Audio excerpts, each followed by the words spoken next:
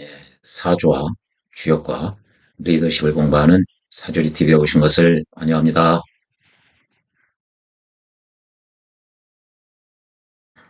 지난 영상에서 이 셋째 아들에 해당하는 간계에 대해서 알아봤는데요. 오늘은 이 셋째 딸에 해당하는, 즉 막내딸이죠. 막내딸에 해당하는 이 태계에 대해서 말씀 올리도록 하겠습니다. 이 태계의 모양을 보면요. 아, 밑으로 양이 두 개가 있고 맨 위에 음이 하나가 있습니다. 원래 음은 이렇게 밑에 있어야 되고 양인 하늘이 위에 있어야 되거든요. 그런데 밑에 있어야 할 음이 맨 위에 있으니까 양들 두 개를 타고서 있으니까 즐거워하는 모습이에요. 그래서 이게 기쁘다는 의미가 있습니다. 그래서 요거를 1차적으로 이 양이 두 개고 맨 위에 있는 음이 있는 모습을 이른바 기쁘다고 해서 이 태계라고 한 겁니다. 아, 그리고 요거의 상징물은요, 양은 단단하거든요. 예, 그래서 강건하기 때문에 이 물이 밑으로 새지를 않습니다. 그래서 이게 연못을 의미하는 거예요. 그래서 이게 연못택자예요. 연못택. 연못뿐만 아니라 강도 그렇고, 그렇죠. 또 바다도 그렇죠. 밑에 강건한 양이 두 개나 받치고 있기 때문에 그 물이 빠져나가지 않습니다. 그럼 왜 연못을 이 즐거운 거에 그 상징물로 했느냐? 연못은요, 우리가 동물의 왕국 이런 데서 그 세렝게티나 이런 데 보면 그 건기에 어, 모든 동물들이 그 우물 쪽으로 다 몰려듭니다. 거기에는 뭐 초식동물도 물을 먹기 위해서 오고요. 또 포식동물, 육식동물들도 초식동물들이 모여들기 때문에 먹잇감이 풍부하죠. 모두 다 연못으로 모여들어요. 산속에 연못이 있으면은 그 연못에 물을 먹고 식물들이 자라죠. 그리고 그 초목을 먹고 사는 이 초식동물들이 노루나 사슴들이 또 오고요. 노루나 사슴을 또 먹기 위해서 그 포식자들이 또 모여들게 돼 있죠. 그 새부터 해서 모두 이 연못 주변으로 모여들게 돼 있습니다. 그래서 기쁨, 즐겁다는 얘기죠. 예, 그래서 상징물은 연못이 되고요. 순서는 일건천 이택입니다. 이게 연못 자거든요. 어, 두 번째로 태괴고 상징물은 연못이다. 그래서 이태택이 되는 겁니다. 그래서 두 번째죠. 그래서 태는 기쁨을 의미하는 이 태는 우애가 끊어졌다. 우애가 끊어졌다. 오늘 말씀드린 바와 같이 이 팔계의 원리는 음양의 대대성, 음양의 관계가 대대관계라는 얘기죠. 동전에 앞면이 있다는 이야기는 동전에 앞면이 있을 수 있는 이유는 뒷면이 존재하기 때문에 앞면이 있을 수 있는 거예요. 그 역도 마찬가지죠. 그래서 이 음이 있는 곳에 양이 있고 양이 있는 곳에 음이 있는 그것이 대대관계인데요. 요거 대대관계를 전제로 위에 하나가 끊어졌다는 얘기만 하면은 그 반대 해석을 하면 이 밑에 있는 두 효는 이어졌다, 연결되어 있다는 의미를 전제하고 있습니다. 아주 효율적으로 표현을 하고 있는 거죠. 태계는 위에가 끊어졌다. 그렇게 돼 있죠. 그래서 양이 두 개고 음이 하나면 주도권을 음이 가진다고 그랬죠. 희소성이 있기 때문에 가치가 있는 거예요. 대체 얼마나 가치가 있느냐? 지난 영상에서 말씀드린 바와 같이 양이 의미하는 숫자는 9입니다. 9가 두 개니까 18이고요. 음이 의미하는 숫자는 6이에요. 그러면 18 나누기 6, 그러면 3이거든요. 이게 3배의 가치를 하는 거예요. 완전히 막강하죠. 그래서 이쪽에 딸들을 의미하는 장녀, 중녀, 삼녀 모두 다 양이 두 개고 음이 하나입니다. 그래서 음이 첫 번째, 밑에서부터 첫 번째로 왔다고 그래서 첫째 딸이고요. 밑에서부터 두 번째 왔다고 그래서 둘째 딸이 됩니다. 그래서 중녀라고 그러죠. 여기는 세 번째 왔기 때문에 셋째 딸이 되는 거죠. 예. 이 반대도 마찬가지입니다. 이 아들을 의미하는 괴에서는 거꾸로 음이 두 개, 양이 하나입니다. 여기도 음이 두 개, 양이 하나. 여기도 음이 두 개, 양이 하나. 그래서 이 아들을 의미하는 괴에서는 양이 희소성이 있기 때문에 가치가 있어요. 그래서 주도권을 양이 갖는 거예요. 이 소송계의 주인 역할을 여기 양이 하는 겁니다. 이걸 주효라고 그러죠. 여기도 양이 주인 역할을 하는 거예요. 밑에서부터 두 번째에 있는. 여기도 세 번째에 있는 이 양효가 주도권을 행사하는 겁니다. 예, 이게 굉장히 중요한 이론입니다. 그러면은 엄마 아빠만 있는 궤에서는 누가 주도권을 행사하냐? 그것은 가운데를 위치한 효가 주도권을 주인 역할을 하는 거예요. 왜 그러냐면은 가운데를 얻었다. 그러면 중용을 얻었다는 것이고요. 그걸 주역에서는 특중했다. 얻을 득, 가운데 중 이렇게 해가지고 득중했다고 하거든요. 득중을 했다는 얘기는 때와 지위를 얻었다는 거예요. 때 강태궁처럼 주리당창 기다리다가 때를 기다리다가 드디어 활동하기에 적합한 그런 상황이 무르익었다. 상황이 성숙돼서 드디어 밖에 나가서 활동할 때가 왔다. 그런 의미고요. 그리고 지위라는 것은 밖에서 내가 일 처리를 하기에 적당한 그 포지션을 얻었다는 거죠. 그리고요. 이렇게 중용을 얻었다는 이야기는 어느 행에 있어서 아무렇게나 그냥 생각나는 대로 말하고 행동하는 게 아니라 주변 상황에 맞게 주변 그 때에 맞게 시절에 맞게 시의 적절하게 말을 하고 행동을 할 수 있다는 뜻이에요. 그렇기 때문에 아버지를 의미하는 건께나 어머니를 의미하는 공께에서는 이 가운데 있는 효가 주인 역할을 하는 거예요. 주효가 되는 것이죠. 그리고 여기서 아버지, 어머니가 반대로 돼 있죠. 어머니 입장에서는 아버지가 반대고요. 아버지 입장에서는 다 양인데 어머니가 다 음으로 돼 있어. 이거 반대예요. 이 원리가 이 딸과 아들 사이에서도 그대로 일어납니다. 여기 막내 아들과 막내 딸을 보면요. 막내 아들은 우애가 양인데요. 막내 딸은 우애가 음이에요. 그리고 막내 딸은 그 밑에가 양이 두 개인데요. 막내 아들은 거꾸로 음이 두 개예요. 그러니까 삼남과 삼녀가 완전히 반대로 돼 있고 중녀 이게 둘째 딸과 둘째 아들도 역시 반대로 돼 있어요. 모양이. 이게 물을 의미하는 감개와 불을 의미하는 니께가 반대로 돼 있어요. 완전히. 또 장남을 의미하는 진께와 장녀를 의미하는 손께도 역시 반대로 돼 있습니다. 이게 절묘하죠. 모두.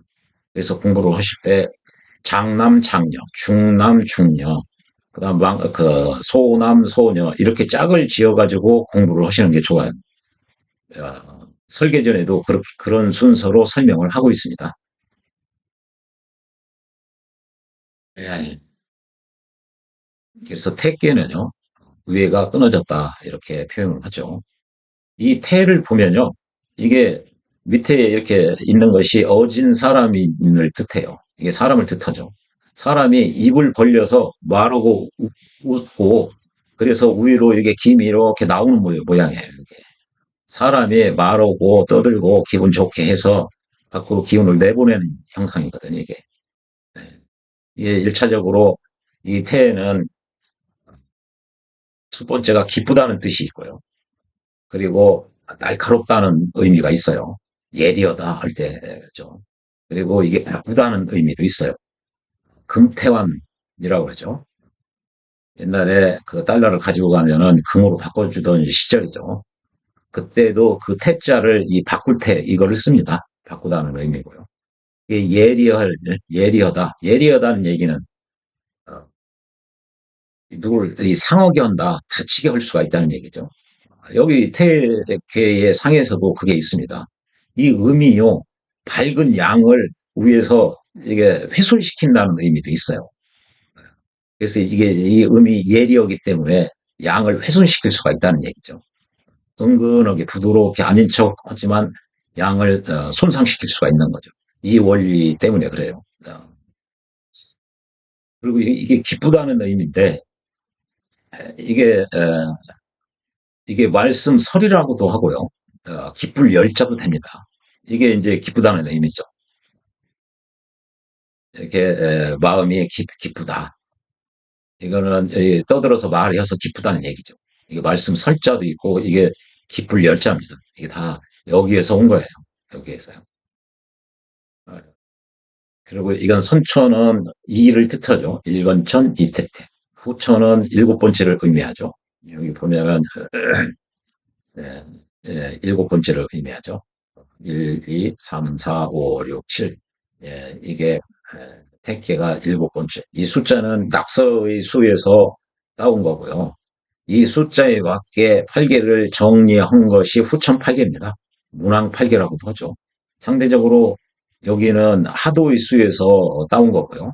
이거를 복희 8개도 선천 8개도라고 하는 것입니다. 그래서 후천에서는 7을 의미한다. 이 택계는 양이 두 개고 음이 하나이기 때문에 음이 부족하죠. 이게 음이 희소성이 있기 때문에 가치가 있어요.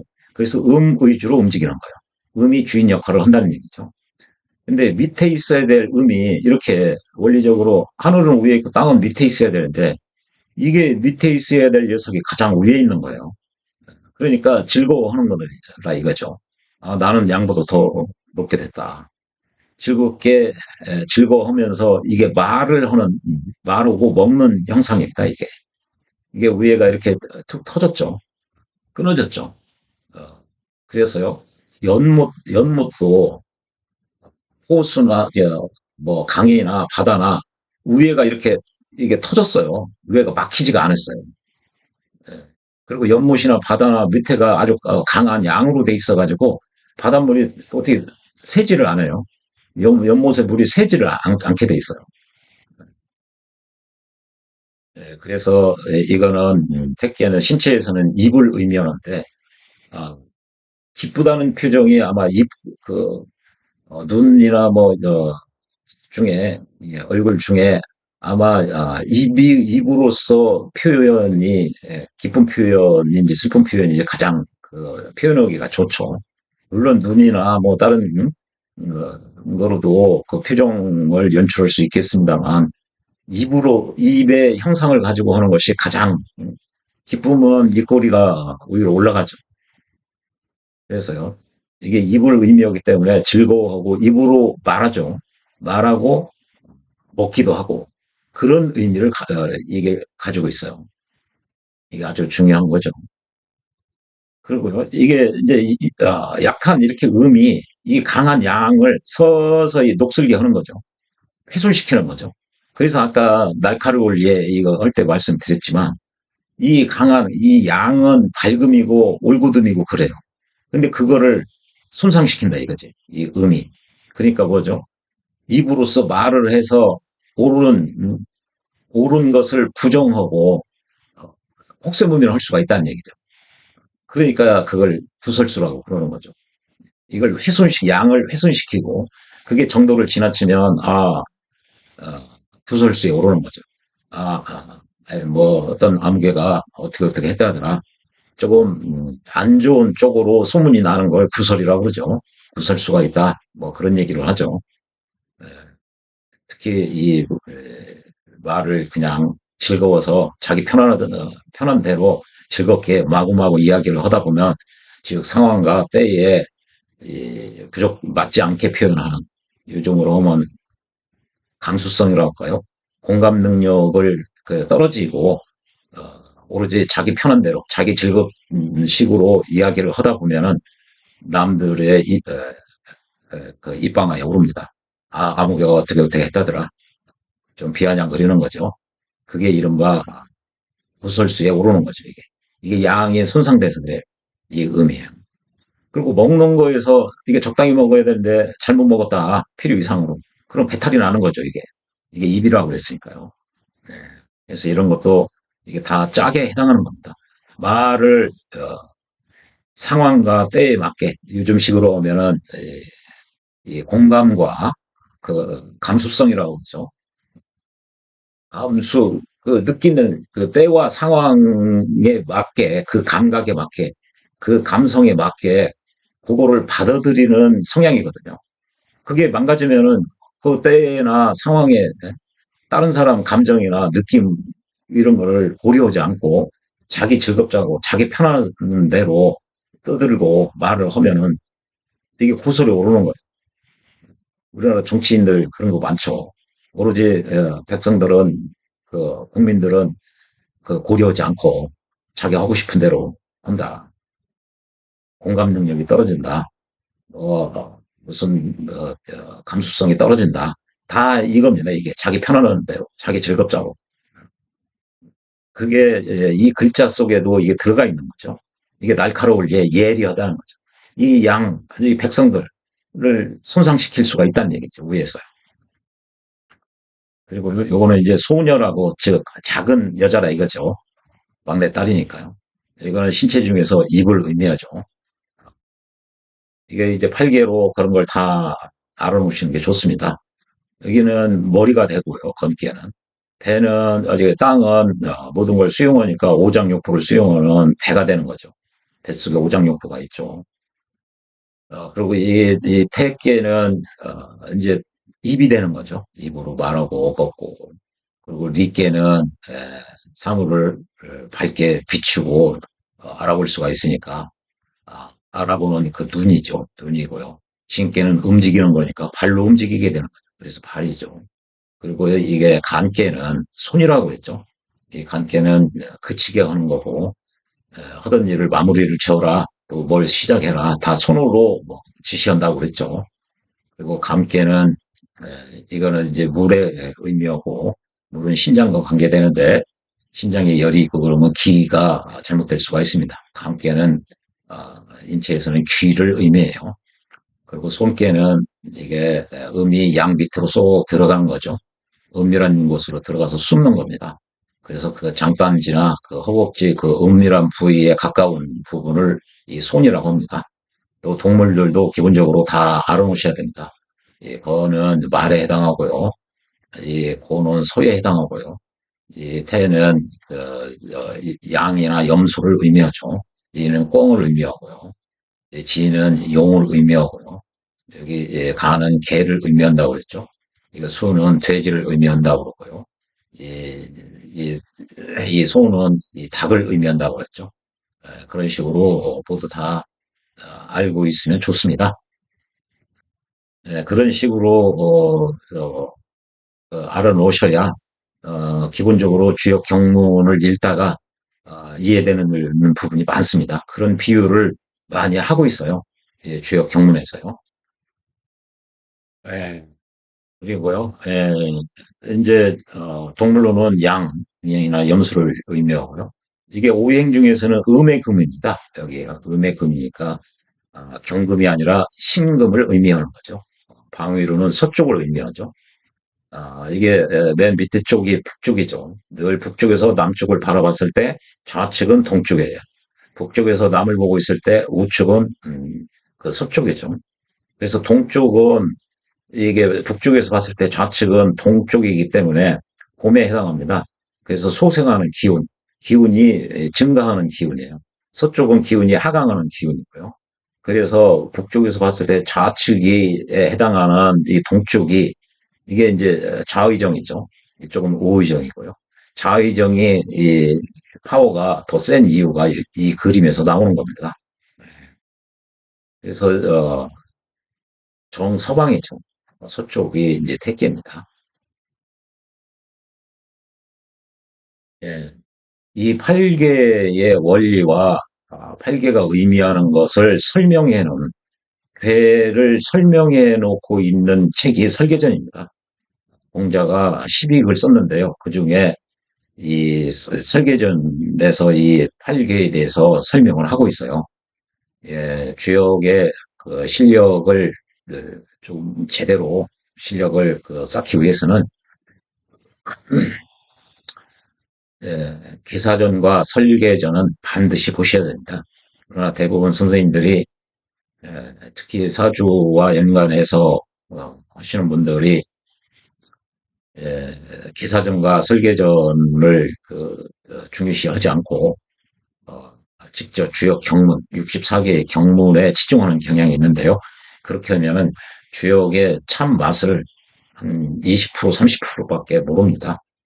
이 개사전과 설계전을 완전히 숙지를 하셔야 주역의 그 참맛, 주역이 그걸 음미할 수가 있어요. 굉장히 극하고 깊죠. 소생 같은 경우는 서양의 뭐 칸트 책이든 누구 책이든 그거보다 이 주역 책이 굉장히 재밌습니다. 예, 저뿐만 아니라 대부분 주역을 알게 되면은 깊게 빠질 수밖에 없습니다. 우리나라 그 신영복 선생이라고 있죠. 문재인 씨가 존경하고 좋아한다고 했던 그 신영복 선생이라고 계신데 그 양반이 그 학생운동 하다가 감옥에 오래 있었습니다. 그래서 감옥에서 그 사설을 공부를 하셨어요. 그래서 그분이 나중에 교수하시고 책을 낼 때 전부 다 이 주역과 관계돼서 그런 표현들을 많이 했어요. 뭐 석가불식이니 이런 게 다 그 양반 덕이 큽니다. 주역하는 사람들보다. 예, 그게 산지밖에의 그 상효에 나오는 효사인데요.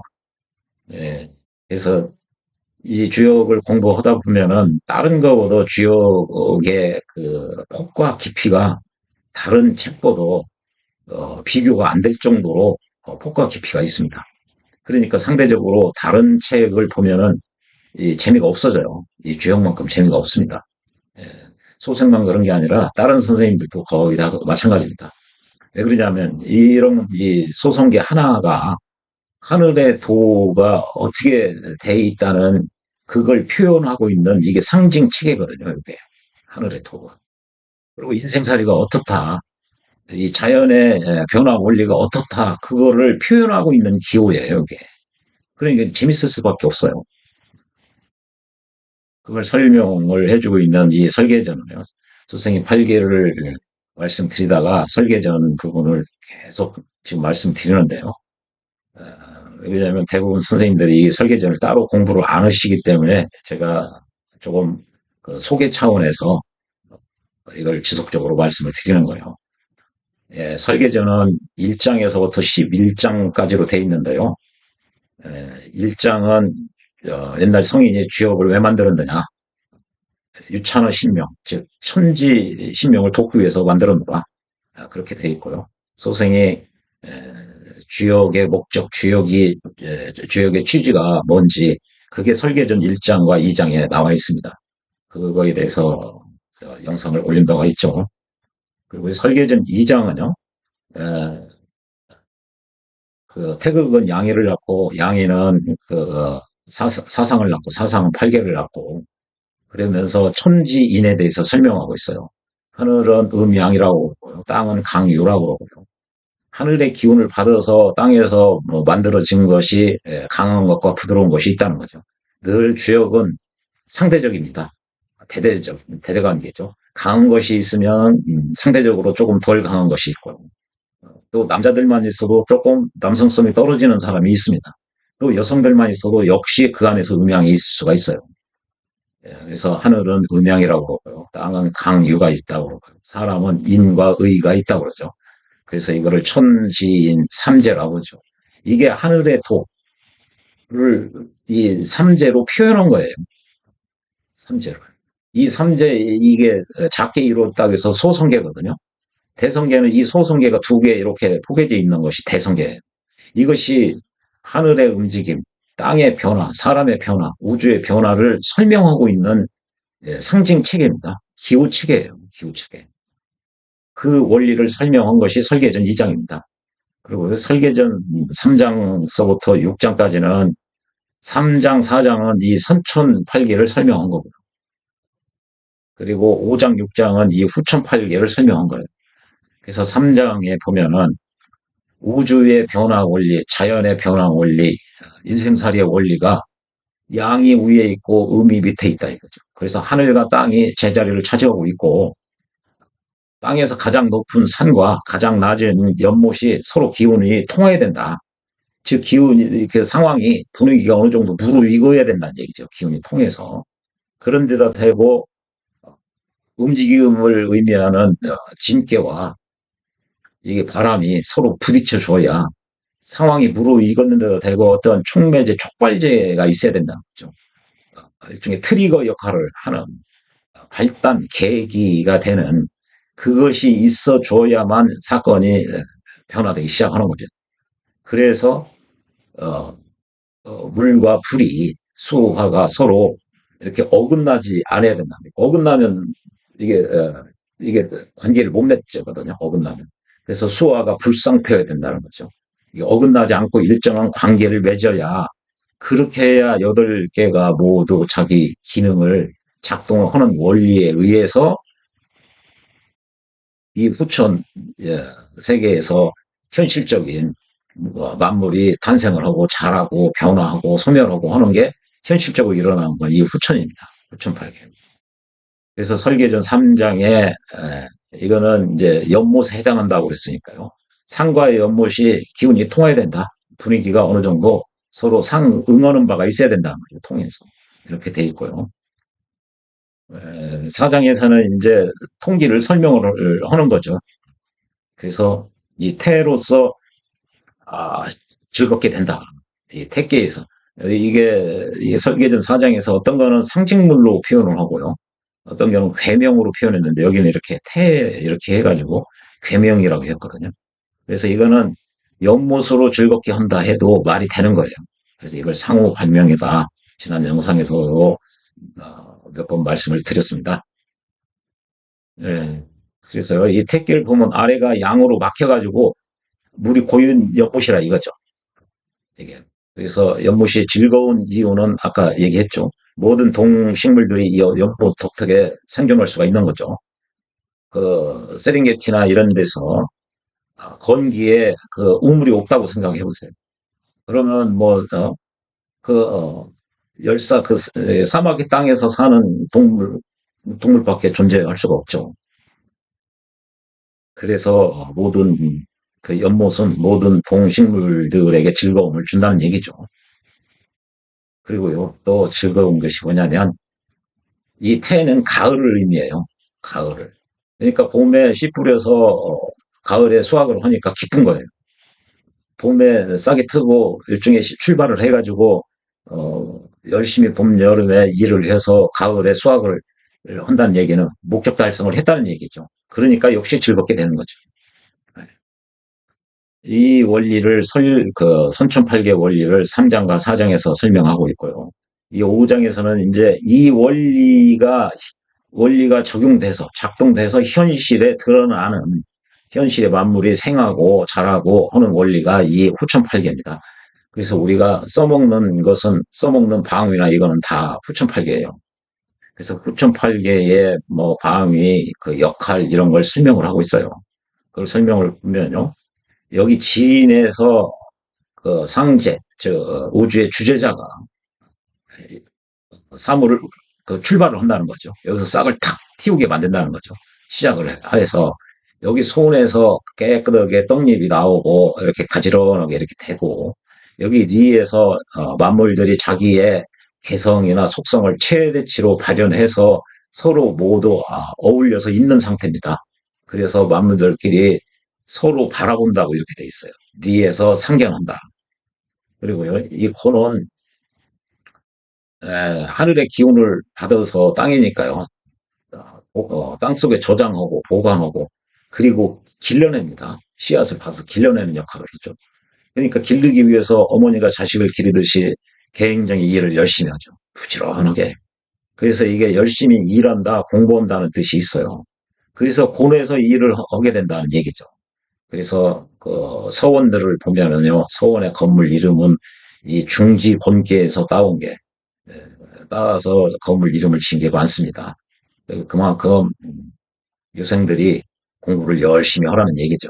어머니가 자식 키우기 위해서 헌신하고 부지런히 일을 하듯이 그렇게 공부라는 의미에서 여기서 따온 겁니다.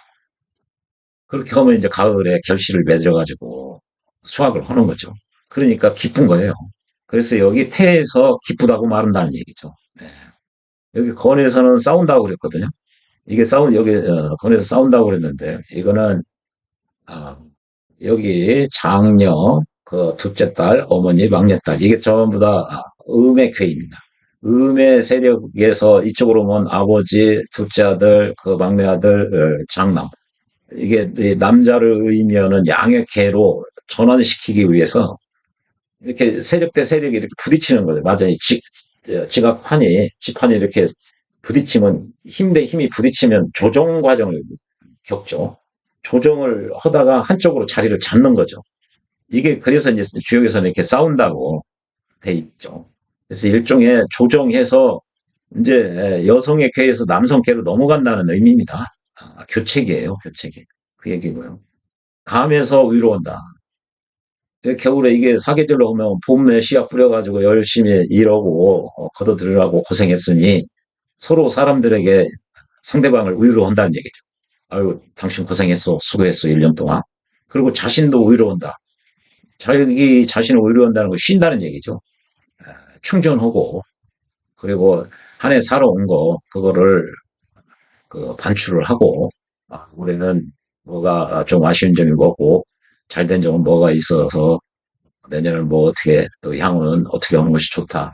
그런 게 이게 충전의 시간이죠. 그게 위로의 개념에 여기에 들어갑니다. 하루라고 그러면 아침에 시작을 해가지고 하루 종일 했으니까 상대방에 대해서 위로를 해야 되죠. 아이고 여보 고생했어. 그리고 본인도 위로하는 거죠. 오늘 하루를 성찰하고 자기 자신도 좀 쉬고 충전을 해야죠. 그런 의미죠. 그래서 감에서 위로한다 이렇게 되어 있고요. 간, 간에서는 이룬다고 그랬잖아요. 그래서 여기서는 해왔던 것을 어, 끝냄을 이룬다는 거거든요. 그리고 새로 시작하는 것도 이룬다는 거죠. 예. 그 지난 영상에서 상세히 말씀을 올렸습니다. 예. 그렇게 돼 있습니다. 이게. 그래서 여기서 새로 끝맺히는 건 이게 무토로 이 무를 하기 때문에 기존에 해왔던 거 끝낸다 소리고 출발하는 거는 이 무토를 이게 지는 양목인데요. 간목으로 극을 하니까 이 나무가 뿌리를 내리고 커서 크기 시작해서 여기서 출발점이 되는 거예요. 출발 기운이 터가지고 이제 여기서 밖으로 툭 씨앗에서 발 나가 딱 되는 거죠. 돼서 여기 손에서는 이제 떡잎으로서 이렇게 나란히 이렇게 올라오는 거죠. 깨끗하게. 이게 변화의 원리입니다. 이게. 그래서 이 택기에서는 뭐라고 그랬느냐? 태에서 즐겁다. 태는 정추다. 가을에 정 한가운데 있다 이 얘기죠. 이 서쪽에 서방이잖아요. 서쪽에. 그래서 만물이 기뻐하는 곳이라는 거죠. 왜 기뻐하느냐? 만물이 어, 그 발화해서 자라고 꽃 피우고 해서 열매 맺어서 그 수확을 하니까 기쁜 거죠. 목표 달성을 했으니까요. 그래서 태를 기쁘다고 얘기를 하는 거죠. 결실을 맺으니까 그렇죠. 그리고 5장에 이어서 이제 그거 기쁜 걸 6장에서 설명을 해냈어요. 만물을 기쁘게 하는 것은 연못보다 더 기쁘게 하는 게 없다는 얘기죠. 이 막은 어, 망렬하다. 이게 최상급이죠. 연못이 가장 기쁘게 한다.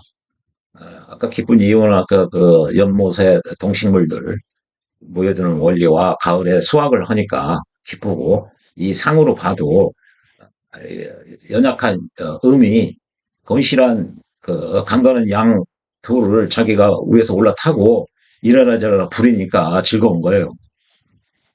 그리고 건실한 양을 자기 마음대로 위해서 그러니까 즐겁죠. 그게 즐거우니까 마구마구 그 이야기도 하고 제잘거리기도 하고요. 먹고 싶은 거 먹기도 하고요. 그래서 이게 모든 게 상황과 때에 맞게 얘기를 해야 되는데 그게 정도에 지나치면 이제 남의 구설수로가 오르내리는 거죠. 이 양을 손상시키기 때문에 그렇습니다. 아까 말씀을 드렸죠. 그래서 선택이 기운을 통한다. 그렇게 해야 세상 만물이 변하고 한다. 아까 다 말씀을 올린 겁니다. 그래서 이 설계전 6장은 묘신문이라고 그래요. 요거를 암송을 하시고 이 원리에 맞게 늘 삶에서 그렇게 생각하고 행동하려고 노력하면요. 비즈니스를 해도 잘 됩니다. 큰 사고가 없어요. 어, 꼭 필요한 말만 하게 되고요. 이 남에게 상처를 주는 얘기나 이른바 구설수에 오르는 얘기는 절대 할 수가 없는 거예요. 아주 옳게 사는 거죠. 자연과 하나가 돼서 사는 거예요. 도의에 맞게 사는 거죠. 심하게 표현하면 도통한 사람이라고도 얘기할 수도 있어요. 이겁니다. 이거.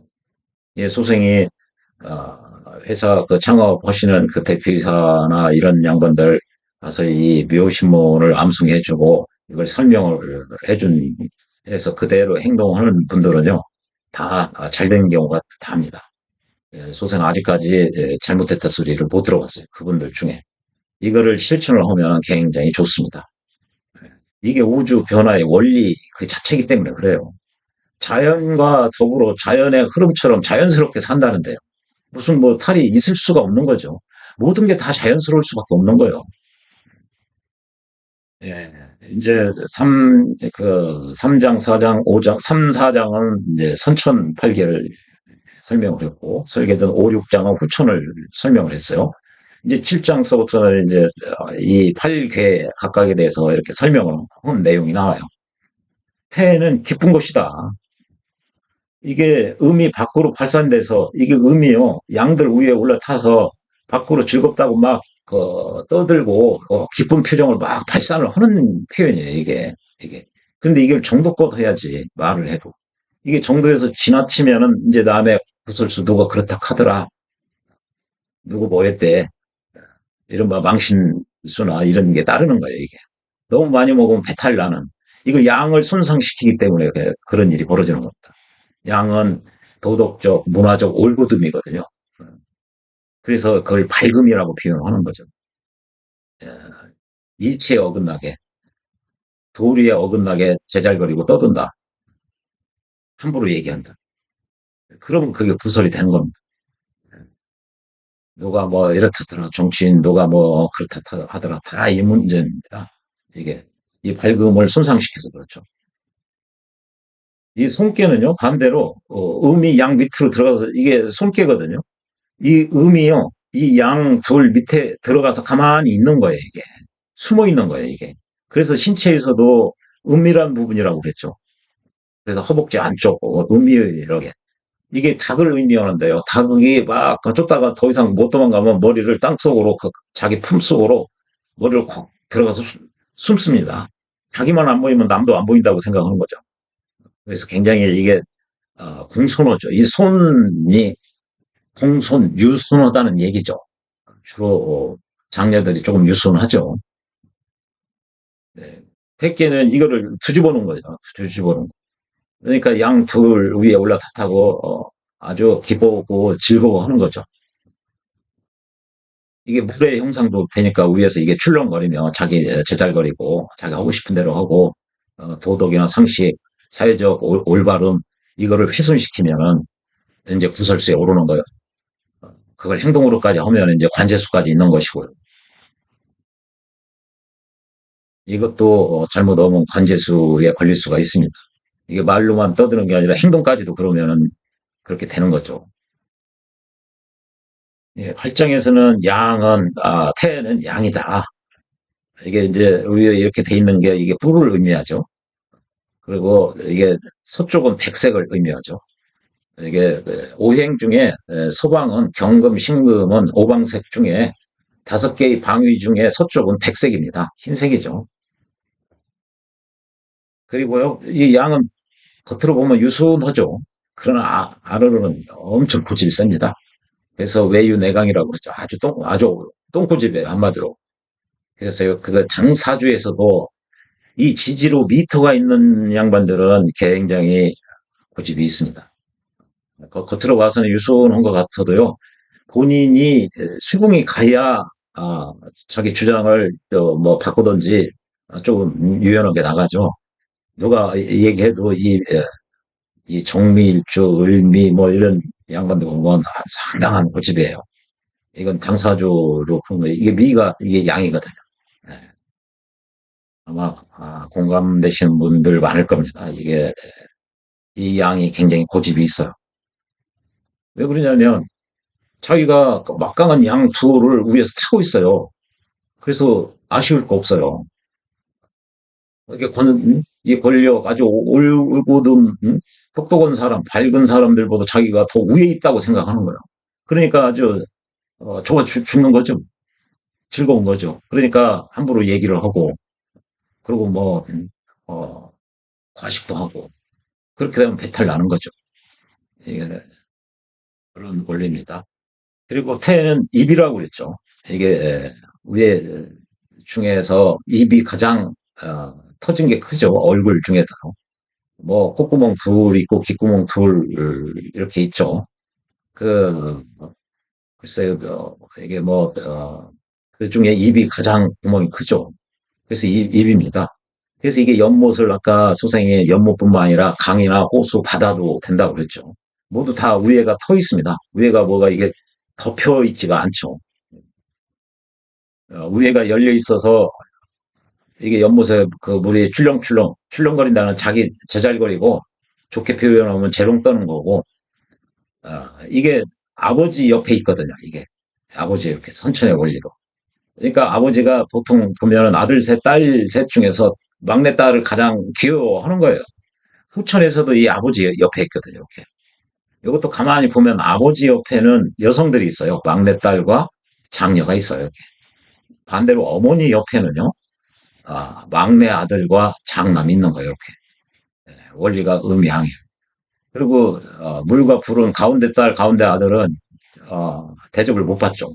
가운데니까. 특히 둘째 아들은 힘들죠. 강께는 그래서 구덩이에 빠졌다. 그런 역할을 이게 이 안에 다 담겨 있는 것이죠. 이게. 그래서 우위가 열려 있어서 출렁거리면 수증기가 위로 증발하듯이 사람도 여기서 기뻐하고 제잘거리고 과격하게 얘기하고 뭐 그렇게 분출한다 이거죠. 그래서 그걸 정도껏 해야지 양을 손상시킬 정도로 하면은 구설수고 또 먹는 것도 과식이기 때문에 배탈 난다. 그런 얘기죠. 이게 다 요 택배 모양에 다 들어가 있어요. 이게 참 생각해보면 이게 참 깊어요, 이게. 어떻게 이렇게 음양 요거로 이런 걸 표현하고 있을까? 그래서 꿈보다 해몽인가요? 소생은 이게 아주 재밌어요. 그래서 여기서 설계정에서 이야기한 거 이외에도 이런 형상이 많이 있습니다. 또 10장은 태는 세 번째 구에서 여자를 얻었으니 그러므로 소녀라고 한다. 작은 저 어머니가 이세 번째 효가 아버지한테로 가가지고 요게 이 소녀 이 막내딸이 탄생하게 되는 거죠. 이게 그대로 주역 경문에 이렇게 나오는 거죠. 경문이 이게 보통 이제 전에 주역 경전이라고 하는데요. 경은 그 문왕이 쓴 그 괴사와 문공이 쓴 그 효서라고 그러죠. 괴사와 효서를 경이라고 그래요. 주역 경문이라고 그러고 그 경문을 그 해석해 놓은 거 그걸 전이라고 그러는데요. 해석을 뭐 주자도 해놨고 정희천 선생도 해놨고 다 해놨는데 공자가 해석해 놓은 것만 대전이라고 합니다. 그래서 주역 경전 그러면은요. 그 주역 경문하고 공자가 해석해 놓은 전어고 해서 주역 경전이 되는 거예요. 공자 이해가는 그 주역 경전이라고 안 씁니다. 그 전에 나오는 거죠. 이게. 설계 그 전은 이 설계전에 나오는 거예요. 그리고 보통 주역 그러면 이게 이 설계전도 저 주역에 포함이 되는 거예요. 그래서 설계전에 나왔다 이렇게 표현 않고 그냥 주역에 나왔다 그렇게 표현해도 맞는 얘기입니다. 그리고 태는 연못이다. 연못택. 그래서 즐겁죠. 그리고 그 아들 셋, 딸 셋 있고 그러면 막내딸이 가장 재롱을 잘 떨어요. 좀 가장 밝죠. 주변에서 이렇게 보면요. 이게 자연의 이치이기 때문에 그래요. 보편적으로 그렇습니다. 그리고요, 이게 무당이라 소리인데, 왜 막내딸이 이게 무당일까? 이거는요, 말로 사람들을 위안을 주고 안심을 시키고 일종의 위로해주고 기쁘게 해주는 거예요. 근심 걱정거리를 없애줌으로써 기쁨 쪽으로 유도하는 거예요. 이 무당도요. 예, 그래서 무당이라고 하는 거죠.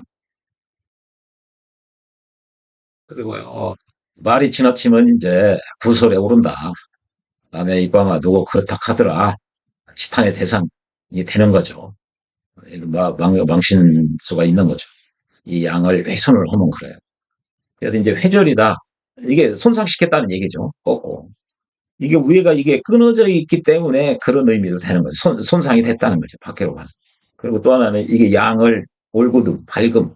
이거를 아까 이게 날카로울 예자도 기라고 그랬죠.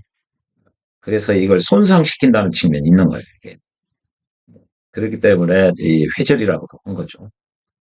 그리고 이게 이제 붙어서 이게 부착돼 있다. 붙어서 결단한다. 그 얘기거든요. 이게 입에서 결단한다는 거는 입에서 먹거나 말로 표현한다는 얘기거든요. 이게 먹거나 말로 내뿜는다는 거죠. 이게 입 입장에서는 이게 결단하는 거죠. 입이 그냥 입 다물고 가만히 있으면 먹지도 못하고 말도 뭐 입 다물고 말할 수 있는 방법이 없잖아요. 이게 결단을 못 한 거죠. 입 다물고 있으면. 말을 한다든지 먹는다든지 하는 것 자체가 입 입장에서는 결단을 하는 거예요, 이게. 근데 누구한테 붙느냐? 무당한테 붙어서, 아까 무당이라고 그랬으니까, 무당한테 붙어서 결단하는 것이 그 무당질을 하는 거죠, 이렇게 얘기해주고.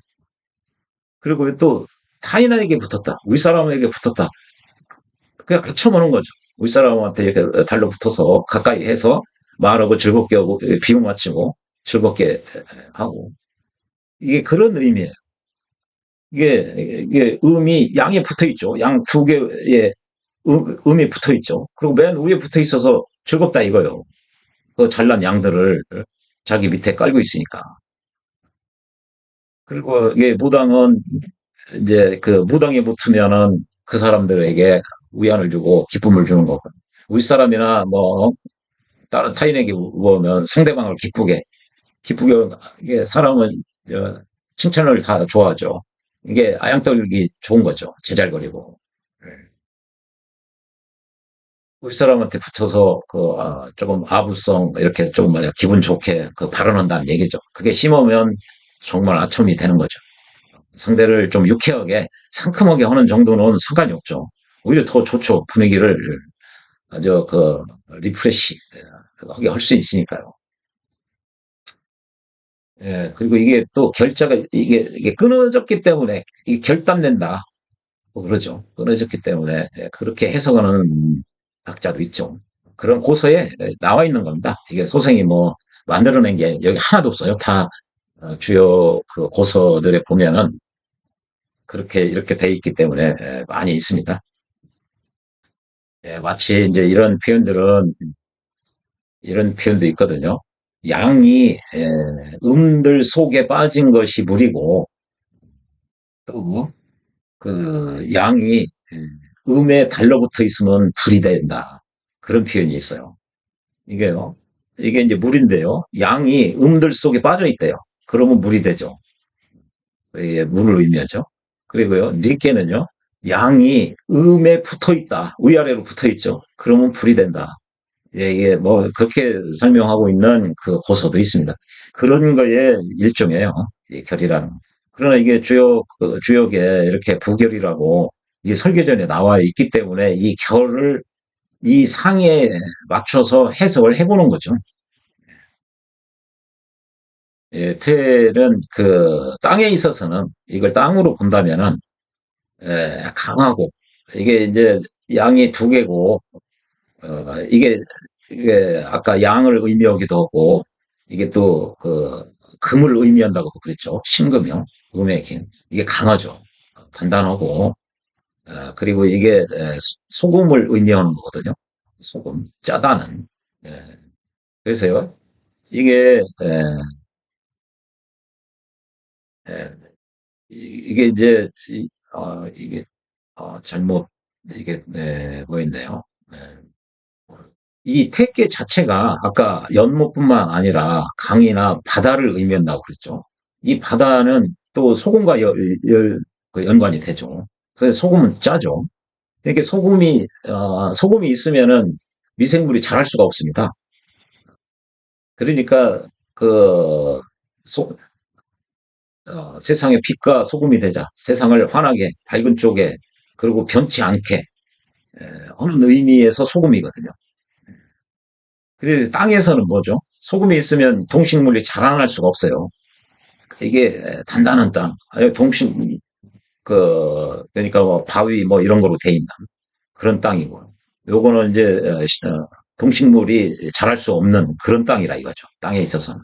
그 땅도 이 8개의 그 카테고리에 어디에 속하나, 그냥 농경지다. 이런 거는 농경지는 여기죠. 어머니를 울면 만물을 길러내는. 그 산 같은 경우는 여기에 건계가 아니 간계가 되는 거고요. 산에 있는 것은요. 그리고 땅도 이렇게 뭐 암석투성이고 생물들이 살 수 없는 그런 땅은 여기 이게 택계라 이거죠. 택계. 예. 예. 이렇게 다 8개로 뭐든지 배속시킬 수가 있다는 얘기죠. 우주 만물의 원리를 여기로 8개로 다 담아버렸으니까 우주 만물에 있는 걸 모두 이거를 다 여기에 다 배속시킬 수가 있다는 얘기죠. 예, 그리고 첩을 의미한다. 이게 막내딸인데 왜 첩을 의미하느냐? 이게요, 옛날에는 그걸 잉첩이라고 그러는데요. 옛날에 이게 기원 전이죠. 옛날에 어, 전국 시대나 뭐 이런 때 보면은 아, 군주한테 시집을 간다든지 유력자에게 시집을 가면요. 옛날에는 시집 가는 것도 먹고 살기 위한 방편으로 가는 경우가 많았거든요. 그러면은 그 맏딸이 시집 가면은 그 막내딸이 따라서 가는 경우도 있어요. 자매가. 그러면은 유력자한테 그 힘 있고 돈 있는 사람한테 시집을 가니까요. 그 따라가는 막내 입장에서는 먹고 사는 게 또 걱정이 없어요. 유력자한테 가서 언니도 있고 먹고 사는 게 아주 든든하고 좋았던 거죠. 지금이야 이런 잉첩 얘기하면 말도 안 되는 얘기죠. 잉첩이 그렇게 되면요 자매가 이제 동서지간으로 바뀌는 거예요. 지금은 말도 안 되는 거죠. 지금 이거를 뭐 그렇게 얘기하면 그건 잘못된 해석입니다. 그런 시절이 있었던 거죠. 그리고 옛날에 그 그러면 장녀가 시집 가는데 그 여동생을 함께 시집 가는 건데 그러면 언니 입장에서도 그럼 불만 아니냐? 불만이 없어요. 왜 그러냐면 자기 여동생이 아니면은 다른 여자가 그 촌 역할을 또 해요. 그 권력이 있으니까 돈도 있고 그러니까 그럴 바에야 자기 피부친 그 여동생하고 있으면은 첩이 여럿 있어도 둘이 함께 의논하고 이렇게 해서 서로 힘이 되고 좋은 거예요. 이게 모든 게 그 당시에 먹고 살기 어렵고 그 시대상 사회상이 반영된 표현이죠. 이게 첩이 된다는 거예요. 지금은 이런 건 말도 안 되는 거죠. 그리고 양이다. 그래서 겉으로는 수는 것 같지만 이게 한 고집 한다. 성질도 있을 때는 아주 깐깐하다. 그래서 신금 그 일간들과 유사해요. 이게 여기 서쪽이면 신금에 해당하죠. 그래서 신금이 자존심이 깐깐하고요. 어, 일처리를 분명하게 하는 경우가 많죠. 이게 다 주역으로 풀어도 마찬가지입니다. 지금 지난 영상에서 강계 보고요. 이게 막내 아들이죠. 지금 막내 딸을 이렇게 봤는데, 이 키워드별로 이렇게 짝을 지어가지고, 장녀는 장녀, 아버지는 어머니, 장남 장녀, 중남 중녀, 이렇게 삼남 삼녀, 이렇게 세 번째. 짝을 지어가지고 이렇게 키워드를 알고 있어야 돼요. 이렇게 특기는, 기뻐한다. 기쁘고 기분 좋아하면서 말하고 먹는다는 얘기죠. 연못을 의미하고, 이게 이쪽에서는 손이라고 그랬죠. 이게 끝맺음을 이루고 시작함을 이룬다. 이게 지시하고 이래라 저래라 이러세요 저러세요 막 한다는 얘기죠. 이건 손이고 이건 손가락이라 소리고 이건 이게 말로 한다는 거죠. 입으로 한다. 먹기도. 이게 도가 지나치면 부설에 오를 수도 있다. 이렇게 위에 있는 괴를 상괴 또는 외괴라고 그러고요. 밑에 있는 괴를 내괴 또는 하괴라고 그러죠. 이렇게 있으면 이게 내부적으로는 즐거운 거예요, 이게. 내부적으로.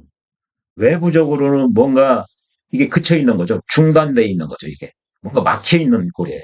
내가 하고 싶은 게 진도가 잘 안 나가는 거예요, 이게.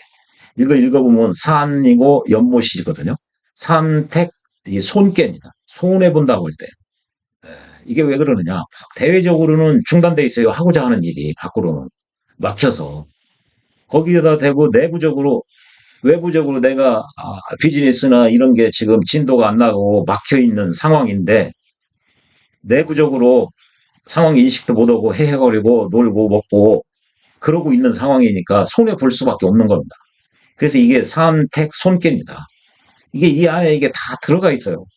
지금 대외적으로 상황이 어렵고 막 꽉 막혀 있는데 그러면 내부적으로 굉장히 성찰하고 이게 이 상황을 어떻게 지금 돌파해야 되나 그걸 강구를 해도 모자랄 판에 안에서 놀고 먹고 즐거워하고 말 함부로 하고 그렇게 하면 그게 되는 일이 있겠어요?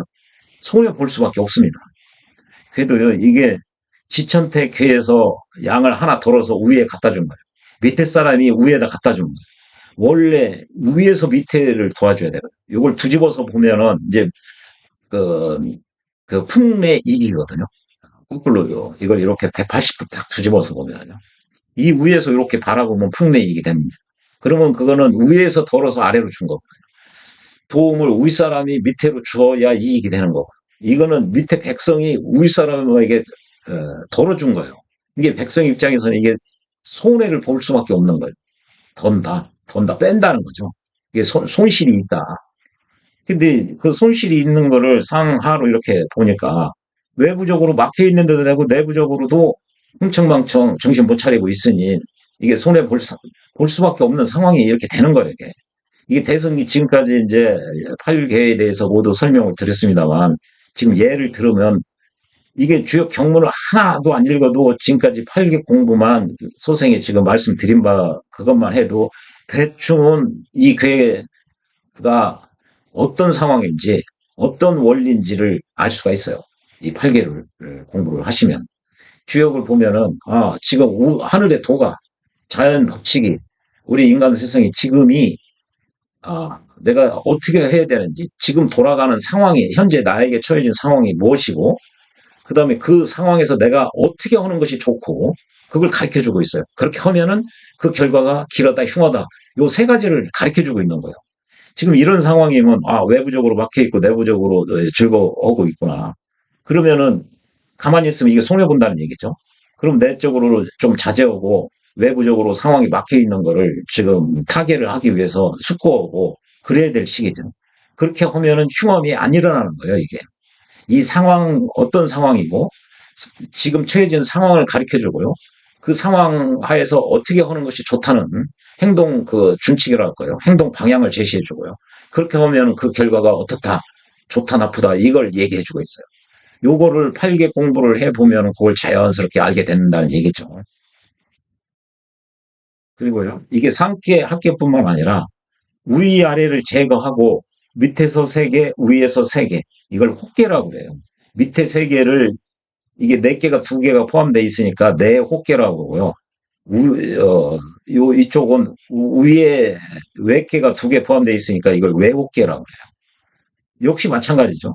이게 전체가 손해본다, 손실이 있을 수 있는 상황인데요. 이 혹계로 보면요. 내부적으로는 뭔가 변화를 모색하려고 막 준동하고 있는 거예요. 막 벼락치듯이요. 뭔가 활동을 막 하는 거죠. 근데 밖에적으로는 굉장히 대외적으로는 유약한 거예요. 이게 권계라 돼서 유순하기만 하지 한마디로 능력이 없다고도 볼 수가 있는 거예요. 그러니까 대외적으로 어떤 성과나 뭐가 없는데 안에 자꾸 움직이려고만 하는 거죠. 그러니까 아직 때가 이게 무르익지가 않은 거예요. 이렇게 되면은 이게 그 질의 복이거든. 다시 출발해야 된다는 의미가 있는 거예요. 뭔가 해보려고는 하나 그러나 이 학계가 택계니까 즐거워하고 외부적으로 막혀 있고 지금 당분간은 이 상황에서 이 타겟책이나 이런 게 있을 수가 없는 거죠. 그래서 그런 전제 하에 이 8개에 대한 그 기본적인 디폴트로 이거를 깔고 난 다음에 주역 경문을 봐야 돼요. 주역 경문.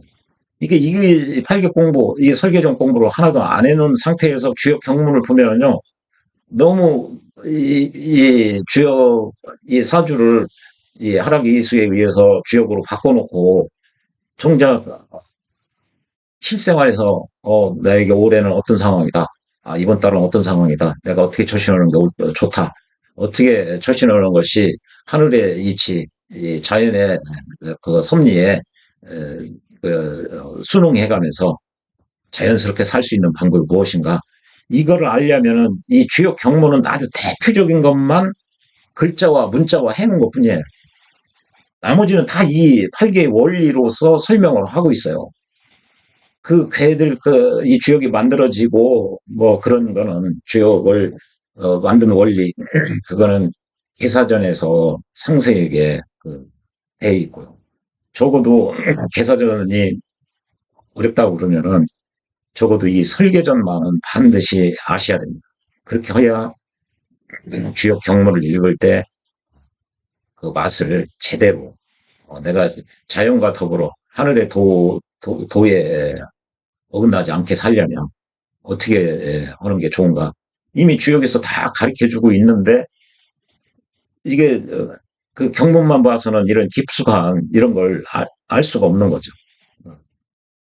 그래서 주역 공부하시려면 적어도 이 설계전과 개사전은 아주 집을 짓는데 주춧돌에 해당한다. 기초가 없이 계속 쌓으려면 아, 전각이 무너집니다. 사상 노각이 되는 것이죠.